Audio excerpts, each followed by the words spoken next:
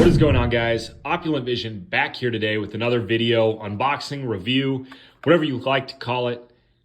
This is the Maylong Mastermorphix. So I think a lot of you guys saw this puzzle I reviewed a while back.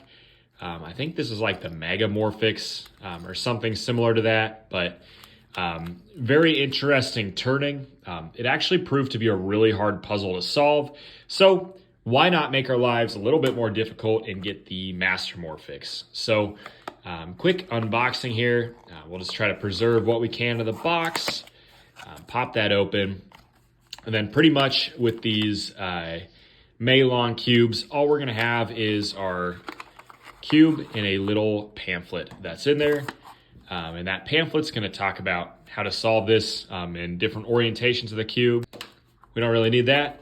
Box, also don't need that. Here's what we're here for, the Mastermorphix. So really nice matte finish on this with their sticker that will be getting replaced with the Speed Cube Shop logo here shortly. So just like our other cube here, we have some funky turns. This one's a lot easier to read, but you can see we have these larger outside slices. The tips do not turn just like our last one. And I'm guessing there's some cool permutations you can do within this. So we have this top layer, we have a second layer now, and that is gonna be our cube. So you guys wanna see this thing mixed up? Let's mix this up. I will probably need some tutorials to solve this. And if you guys want me to make a straightforward tutorial on how to do this, I will absolutely do so, but just let me know in the comments if you guys pick this up. Pricing, this thing was cheap. I think it was like $5. It's not bad. Really cool cube to add the collection. And if you want it even cheaper, code OPULENT at Speed Cube Shop, 5% off. No reason to not do it. But let's mix this thing up.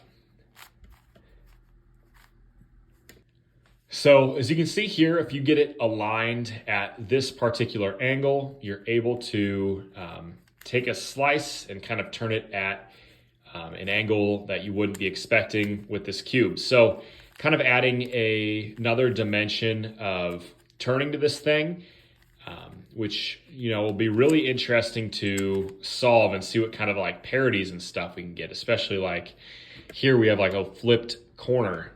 Learning how to solve that should be pretty interesting. Just mixing this thing up. We're getting all these cool, funky little shapes. Super awesome, but I'm guessing we're gonna solve this somewhat similar to a 3x3, just kind of skewed off at an angle. Pretty cool. And you can see, yeah, in there we have a normal 3x3 mechanism. If you're able to see that, pretty cool.